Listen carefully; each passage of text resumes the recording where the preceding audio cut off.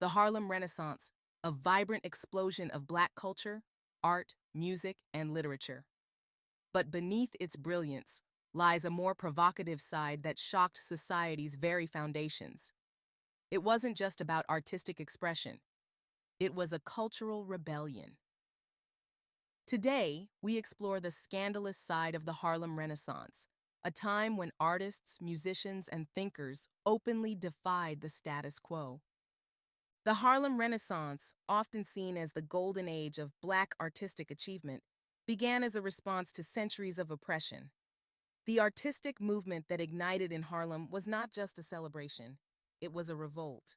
Harlem became the epicenter, and Black writers, musicians, and painters began producing works that challenged the norms of their time.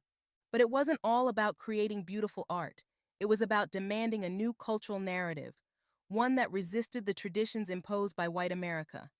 It was a revolution wrapped in creativity. One of the loudest, most scandalous revolutions came in the form of music, jazz.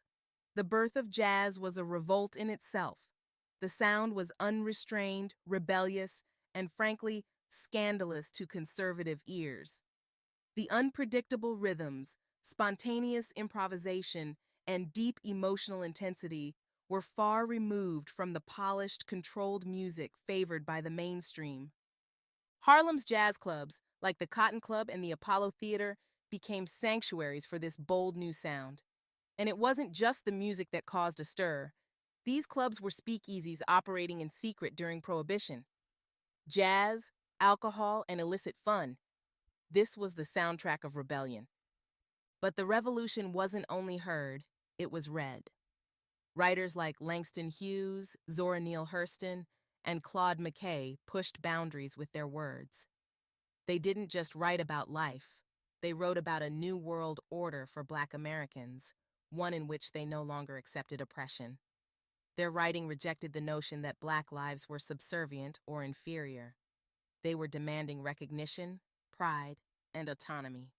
Langston Hughes, in particular, was unapologetic about his pride in Black heritage. His poetry celebrated Black culture in all its forms, from its struggles to its triumphs, from its pain to its joy. His works were considered scandalous by mainstream audiences because they broke the silence around race, identity, and the human experience. As the Harlem Renaissance progressed, it gave rise to the New Negro movement. This movement rejected the submissive, silent roles Black people had been forced into for centuries. W.E.B. Du Bois and Claude McKay advocated for the empowerment of Black Americans, not just in arts and culture, but politically and socially. They argued that Black Americans had the right to shape their own futures, free from the racist constraints imposed by white society. The New Negro movement made it clear Black people would no longer accept second-class status. This defiance, this rejection of the white-dominated social order, was scandalous. For many, it was a dangerous rallying cry. Harlem's nightlife was another source of scandal. While Prohibition kept the rest of the nation from drinking legally, Harlem thrived. Speakeasies became the heart of Harlem's underground rebellion. Here, jazz and alcohol flowed freely, and social boundaries were broken. These hidden bars and nightclubs weren't just about defying the law. They were about defying the racial boundaries of the time. White patrons flocked to these venues, mingling with Black Harlem's elite. The mingling of races in Harlem was scandalous in itself, but it also shattered old social structures. In Harlem, race wasn't a barrier. It was a backdrop to a cultural celebration that drew everyone in. Perhaps one of the most scandalous aspects of the Harlem Renaissance was how it redefined gender roles and sexual norms. Women like Josephine Baker and Gladys Bentley became icons, not just for their talents, but for their defiance of the expectations placed on them by society. Josephine Baker, known for her provocative performances in Paris, became a sensation in Harlem.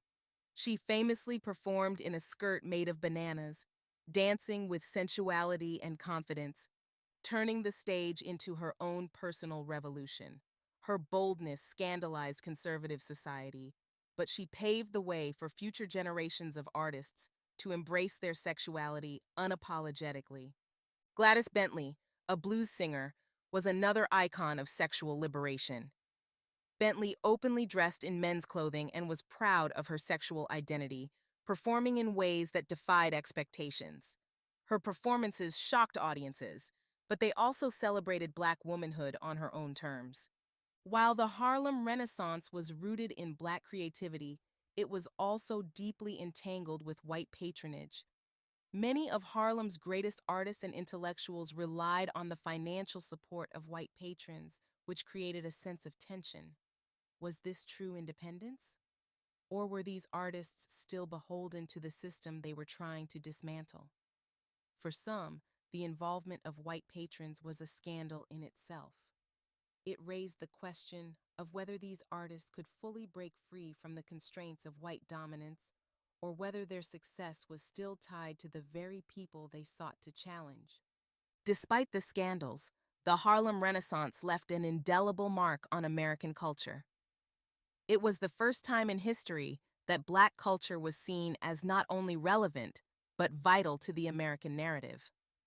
Through their music, art, literature, and performance, the artists of the Harlem Renaissance created something beautiful, bold, and lasting. The movement may have been scandalous, but it was also necessary. It shattered barriers and paved the way for generations of Black artists, musicians, and thinkers to boldly claim their place in the cultural world. The Harlem Renaissance wasn't just a cultural movement, it was a radical, scandalous rebellion that changed the world. It challenged old societal norms and forced America to reckon with the power and beauty of Black culture. And its echoes are still heard today. Thanks for watching. Be sure to like, share, and subscribe for more fascinating and often overlooked stories from history.